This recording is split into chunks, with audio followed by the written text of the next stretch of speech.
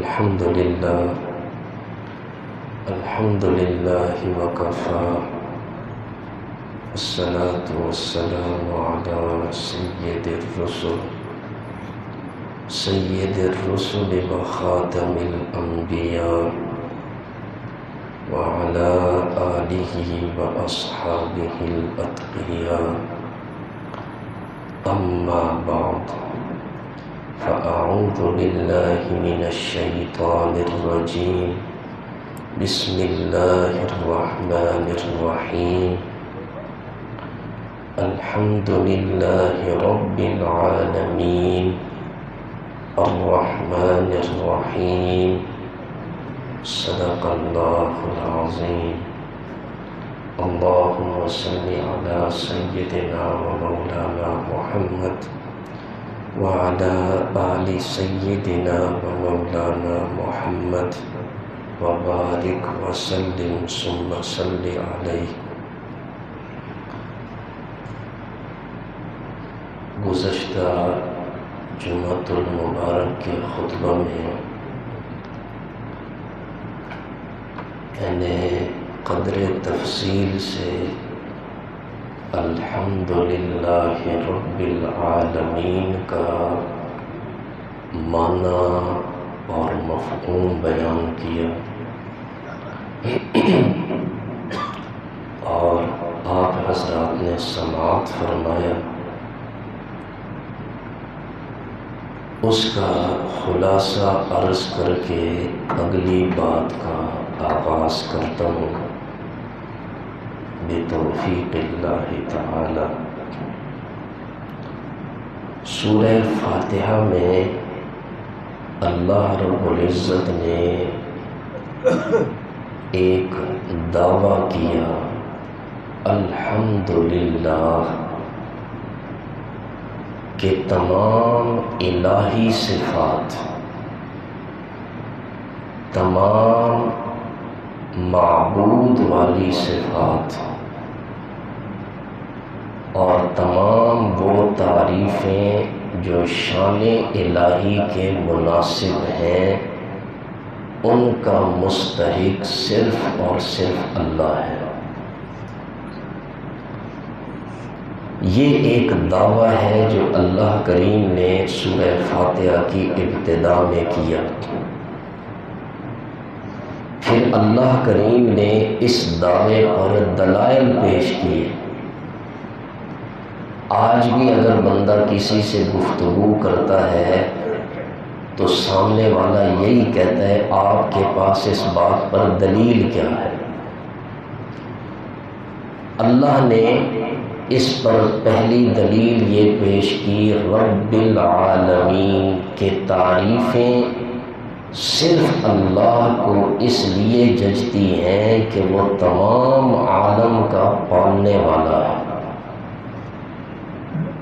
اور میں نے بتایا تھا کہ اللہ کے سوا جو کچھ ہے وہ سب عالم ہے، سب کی تربیت کرنے والا، سب کو پالنے والا، سب کی ضروریات کو پورا کرنے والا صرف اللہ ہے.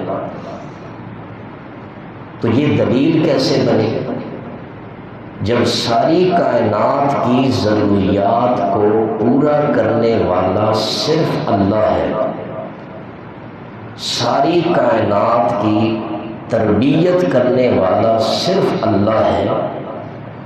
تو پھر اس سے ثابت ہوا کہ حقیقی حمد و ثنا کے لائق بھی صرف کون ہے؟ اللہ ہی ہے. اب آج کے سبق میں اللہ کریم اس دعوے پر دوسری دلیل پیش کریں. سب تعریفیں اللہ کو جچتی ہیں. کیوں؟ ایک تو اس لیے کہ وہ رب العالمین ہے. دوسری دلیل الرحمن الرحیم، وہ رحمان ہے، رحیم ہے. یہ جو اللہ کریم تمام عالم کی تربیت فرماتے ہیں، تمام عالم کی پرورش فرما رہے ہیں، تمام عالم کو پال رہے ہیں، یہ اللہ کریم کی کوئی مجبوری نہیں ہے،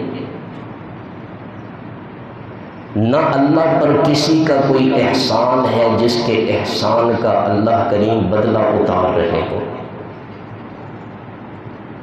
بلکہ اس پوری کائنات کی تربیت کرنا، اس کو پالنا، اس کی پرورش کرنا، یہ اللہ کی صفت رحمت کا تقاضا ہے، اس لیے وہ ساری کائنات کو پال رہا، رحمان ہے، رحیم ہے۔ ایک تو عام معنی جو ترجمے کے قرآن پہ لکھا ہوتا ہے الرحمن، بہت مہربان، الرحیم، نہایت رحم کرنے والا۔ تو یاد رکھیں ہمارے پاس اردو میں اس کے لیے اور کوئی الفاظ نہیں تھے، ہم نے یہ معنی کیا، ورنہ سچی بات یہ ہے کہ رحمان اور رحیم کے مفہوم میں بڑا فرق ہے۔ عربی زبان کے اندر یہ جو اللہ کے دو اسماء ہیں رحمان رحیم، جن کا مادہ ایک ہے رحمت، رحمان بھی رحمت سے ہے، رحیم بھی رحمت سے ہے، لیکن اللہ کریم دو لفظ کیوں لائے؟ اس کے مفہوم میں فرق ہے، اور مفسرین نے اس کے بے شمار مفہوم بیان کیے ہیں، ان میں سے ایک مفہوم میں آپ کے سامنے بیان کروں گا کہ الرحمن اور رحیم کسے کہتے ہیں؟ الرحمن اس ذات کو کہا جاتا ہے جس کی رحمت بہت ہی وسیع ہو، یعنی اس کی رحمت ہر ایک کے اوپر ہو، ہر چیز کو اس کی رحمت شامل ہو۔ اور رحیم اس ذات کو کہتے ہیں جس کی رحمت بہت زیادہ ہو، مکمل بھی ہو اور دائمی بھی ہو۔ یہ ان کے معنی میں تھوڑا سا فرق ہے۔ تو رحمان وہ ذات جس کی رحمت کیا ہو، بہت وسیع ہو،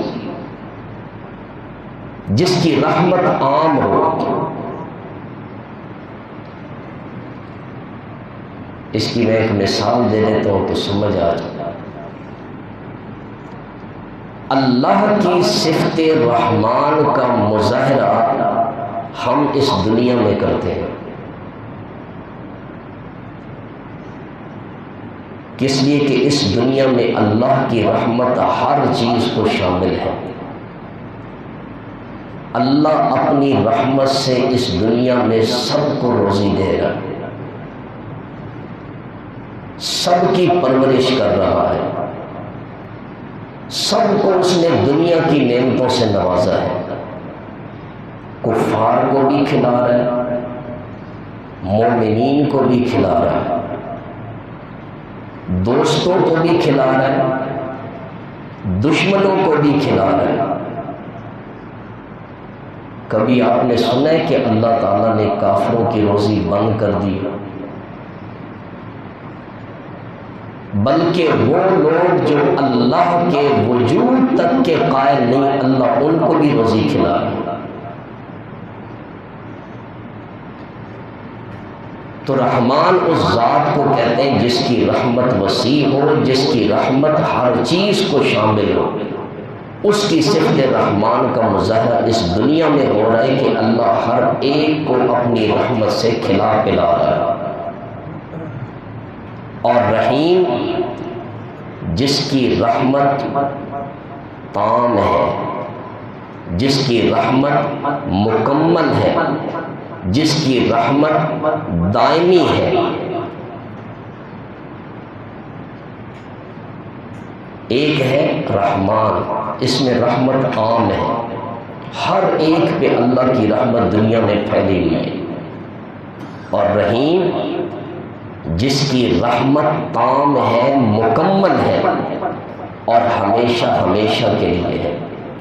اور اللہ کی صفت رحیم کا مظاہرہ یہ آخرت میں ہوگا۔ کیسے؟ وہاں کفار پر اللہ کی کوئی رحمت نہیں ہوگی، وہاں مشرکین کے ساتھ کوئی رحمت والا معاملہ نہیں ہوگا۔ آخرت میں صرف ایمان والوں پر اللہ کی رحمت ہوگی، اور رحمت بھی تام ہوگی، مکمل ہوگی، ہمیشہ کے لیے ہوگی۔ دیکھیں دنیا میں اللہ تعالیٰ کی رحمت عام ہے، ہر ایک پہ ہے، لیکن یہاں اس کی رحمت مکمل نہیں ہے۔ اب وقت کم ہے، حدیث پاک میں آتا ہے رسول اللہ صلی اللہ علیہ وسلم نے فرمایا اللہ کی رحمت کے 100 حصے ہیں، اس نے اپنی رحمت کا ایک حصہ اس دنیا میں اتارا ہے۔ 99 رحمت کے حصے اللہ نے اپنے پاس رکھے ہیں۔ قیامت کے دن اللہ کریم وہ سب رحمت کے حصے مومنوں پہ نچھاور کرے گا۔ یہاں رحمت مکمل نہیں ہے۔ آپ دیکھیں دنیا میں جتنا بھی کوئی امیر آدمی کیوں نہ ہو، اس کے پاس تمام راحت کے اسباب موجود ہیں، لیکن ساتھ ساتھ اس کے غم بھی ہیں، تکلیفیں بھی ہیں، آزمائشیں بھی ہیں۔ ایسے ہے کہ نہیں؟ یہاں خوشی بھی ہے، غم بھی ہے، کوئی بندہ اس سے مستثنا نہیں ہے۔ آج اگر کسی کو خوشی ملی ہے تو کل اسے تکلیف بھی ملتی ہے، آج اگر کسی کو راحت حاصل ہے تو کل اسے غم بھی ملتا ہے۔ لیکن آخرت میں اہل ایمان کو جو اللہ کی رحمت سے، اس کی مہربانی سے جنت ملے گی، جنت کی نعمتیں ملیں گی، وہ اہل ایمان کے لیے ہمیشہ ہمیشہ ہوگی۔ جنت بھی ہمیشہ ہوگی، یہ بھی اللہ کی رحمت سے ملے گی۔ جنت کی نعمتیں مکمل بھی ہوں گی، دائمی بھی ہوں گی۔ کیسے؟ جو جنت میں داخل ہو گیا، جنت کی راحتیں ہمیشہ ہمیشہ کے لیے ہیں، وہاں کبھی تکلیف نہیں آئے گی۔ جو جنت میں داخل ہو گیا ہمیشہ کے لیے صحت ہے، وہاں کبھی بیماری نہیں آئے گی۔ جو جنت میں داخل ہو گیا ہمیشہ ہمیشہ کے لیے اللہ اس پہ راضی ہو گیا، اللہ اس سے کبھی ناراض نہیں ہوگا۔ اور جو نعمتیں ملیں گی اللہ ہمیشہ کے لیے وہ نعمتیں دیں گے، کوئی نعمت اللہ کریم چھینیں گے نہیں۔ اس لیے قرآن کریم کہتا ہے کہ جنتی لوگ جب جنت میں جائیں گے تو اللہ کریم جنت میں جانے والوں کو ایک پیغام دے گا، یا عباد لا خوف علیکم اليوم ولا انتم تحزنون، اے میرے بندو آج کے بعد نہ تم پر کوئی خوف ہوگا نہ کوئی غم ہوگا۔ خوف ہوتا ہے آنے والی چیز کا، غم ہوتا ہے ماضی کا۔ اللہ کریم فرماتے ہیں آج کے بعد تمہیں کسی قسم کا کوئی خوف، کوئی غم، کوئی اندیشہ نہیں ہے، ہمیشہ کے لیے تمہارے لیے راحت ہی راحت ہے۔ تو آخرت میں اللہ رحیم ہے کہ اس کی رحمت کیا ہوگی؟ مکمل بھی ہوگی، دائمی بھی ہوگی۔ اور صرف کس کے لیے رحیم ہوگا؟ ایمان والوں کے لیے۔ وہاں اللہ تعالیٰ کی رحمت ایمان والوں پہ نچھاور ہوگی۔ اللہ تعالیٰ ہمیں بھی ان لوگوں میں شامل فرمائے۔ اور سچی بات تو یہ ہے، قرآن و حدیث کا مطالعہ کریں تو انسان ہے ہی ہر معاملے میں اللہ کی رحمت کا محتاج۔ اس کی رحمت کے بغیر انسان کچھ بھی نہیں۔ اس لیے قرآن کریم میں جب اللہ کریم انبیاء کی دعائیں نقل کرتے ہیں، ہر نبی نے اپنی دعا میں اللہ سے اس کی رحمت کا سوال کیا۔ اور اگر ہو سکے تو میں نے صرف 3 دعائیں بتانی ہیں، یاد کر لیں۔ اور قیمتی سے قیمتی بہترین دعائیں ہیں، انبیاء کی دعائیں ہیں، ان کی قبولیت میں شک کی گنجائش نہیں ہو سکتی۔ آدم علیہ السلام کو جب اللہ نے جنت سے نکالا تو رو رہے ہیں کہ یا اللہ مجھے معاف کر دے۔ قرآن کہتا ہے فَتَلَقَّى آدَمُ مِن رَّبِّهِ كَلِمَاتٍ فَتَابَ عَلَيْهِ، اللہ نے آدم علیہ السلام کی توبہ قبول کرنے کے لیے اپنی طرف سے ان کے دل میں کچھ کلمات ڈالے۔ یہ کلمات عطا کرنے والا کون ہے؟ اللہ ہے۔ تو جو کلمات اللہ خود عطا کرے معاف کرنے کے لیے، اس کے قبولیت میں کیا شک کی گنجائش ہوتا ہے؟ وہ کلمات یہ ہیں ربنا ظلمنا انفسنا وَإِن لَّمْ تَغْفِرْ لَنَا، آگے لفظ کیا ہے؟ وَتَرْحَمْنَا لَنَكُونَنَّ مِنَ الْخَاسِرِينَ، اے ہمارے پروردگار ہم نے اپنی جانوں پر زیادتی کی ہے، اگر تو ہمیں نہیں بخشے گا، تو ہم پہ رحم نہیں کرے گا تو ہم خسارہ پانے والوں میں سے ہو جائیں گے۔ آدم علیہ السلام نے کس کی رحمت کا واسطہ دیا؟ اللہ کی رحمت کا سوال کیا۔ حضرت نوح علیہ السلام کی دعا ہے وَإِلَّا تَغْفِرْ لِي وَتَرْحَمْنِي أَكُن مِّنَ الْخَاسِرِينَ، یا اللہ اگر تو مجھے نہیں بخشے گا، مجھ پہ رحم نہیں فرمائے گا، میں تو خسارہ پانے والوں میں شامل ہو جاؤں گا۔ حضرت سلیمان علیہ السلام کی دعا ہے اور بڑی پیاری دعا ہے،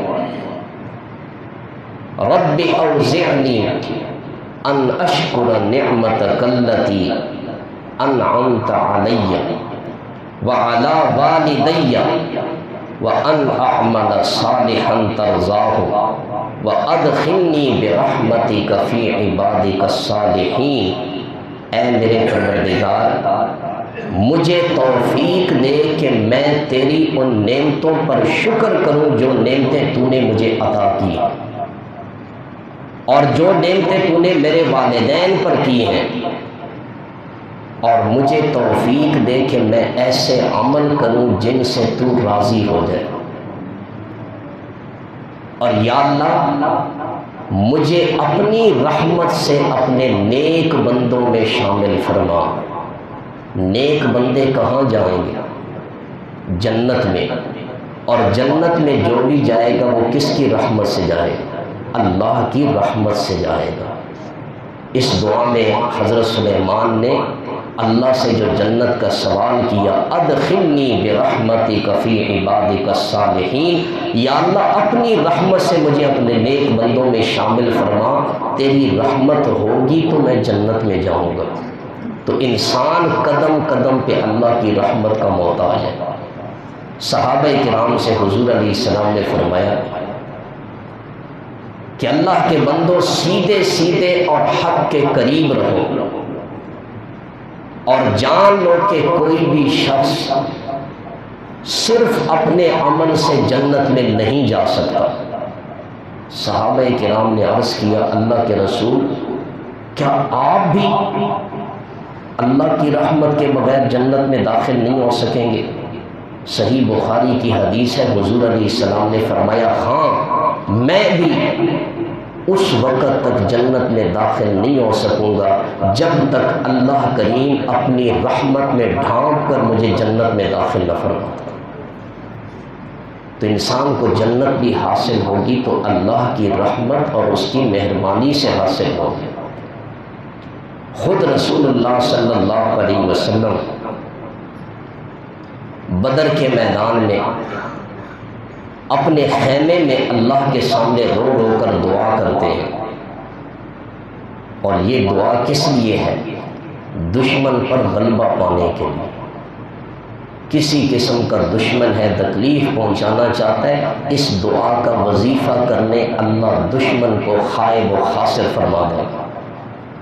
حضور کے سامنے مشرکین ہیں، بدر کا میدان ہے، اللہ کے نبی رو رو کر اپنے خیمے میں دعا مانگ رہے ہیں، یا حی یا قیوم برحمتک نستغیث، یا اللہ یہ جو 313 صحابہ ہیں اگر یہ زندہ نہ رہے تو اس دھرتی پر تیرا نام لینے والا کوئی نہیں ہوگا۔ یا اللہ میں تجھ سے تیری رحمت کے واسطے سے سوال کرتا ہوں، تو ہماری مدد فرما۔ یا حی یا قیوم برحمتک نستغیث، حضور کس کی رحمت کے واسطے سے دعا کرو؟ اللہ کی رحمت کے واسطے سے۔ پھر دیکھیں اللہ کریم نے کیسے مدد فرمائی۔ سورہ انفال میں فرمایا استستغیثون ربکم فاستجاب لکم انی ممدکم، جب تم اپنے رب کے سامنے فریاد کر رہے تھے، دعائیں مانگ رہے تھے، اللہ نے تمہاری دعائیں قبول کی اور اللہ نے آسمانوں سے فرشتوں کے لشکر اتار کر تمہاری مدد فرمائی، دشمن کو خائب و خاسر فرما دیا۔ بدر کا مارکہ کفر و اسلام کا پہلا مارکہ تھا جس میں اللہ نے اسلام کو فتح عطا فرمائی، کفر کو شکست عطا کی۔ تو میں عرض کر رہا تھا کہ سب سے بڑی چیز وہ اللہ کی رحمت ہے۔ اللہ نے سورہ فاتحہ میں الرحمن الرحیم یہ دو اپنی صفات بیان کر کے انسان کو اس طرف بھی ترغیب دی کہ میرے بندو میری ان صفات سے فائدہ اٹھاؤ، اور جب میرے پاس آؤ تو شکر گزار بندے بن کر آؤ۔ کیسے؟ اگر تم سے کبھی غلطی ہو جائے، کبھی کوئی گناہ ہو جائے، تو پھر میری ذات سے نا امید نہ ہوا کرو کہ گناہ ہو گیا اب تو معافی کی کوئی صورت نہیں ہے۔ یا عبادی الذین اسرفوا علی انفسہم لا تقنطوا من رحمت اللہ، میرے بندوں جنہوں نے گناہ کر کے اپنے اوپر زیادتی کی ہے وہ بھی میری رحمت سے نا امید نہ ہو۔ ان اللہ یغفر الذنوب جمیعا، اللہ سب گناہوں کو معاف کر سکتا ہے۔ تم معافی مانگ لو، اللہ کے سامنے توبہ کر لو، اللہ کریم کو غفار پاؤ گے، غفور پاؤ گے، رحمان پاؤ گے، وہ اپنی رحمت سے تمہارے سارے گناہوں کو معاف فرما دے گا۔ تو یہاں بھی اللہ کریم نے سورہ فاتحہ میں ایک دعویٰ پیش کیا کہ تعریفوں کا مستحق صرف اللہ ہے، اس پر پہلی دلیل دی رب العالمین، اس لیے کہ ساری کائنات کا پالنہار اکیلا اللہ ہے۔ صرف اللہ کی تعریفیں کرو اس لیے کہ وہ رحمان ہے، رحیم ہے۔ یہ جو تمہیں پال رہا ہے یہ اللہ کی مجبوری نہیں ہے، اللہ پر کسی کا احسان نہیں ہے۔ اگر یہ کائنات نہ ہو تب بھی اللہ کا کوئی نقصان نہیں، اور اگر اس کائنات کا نظام اللہ چلائے اللہ پہ کسی قسم کا کوئی بوجھ نہیں پڑتا۔ جب رحمان اور رحیم بھی وہی ہے تو پھر تعریفوں کے لائق بھی صرف اور صرف اللہ ہے۔ صدق اللہ العظیم۔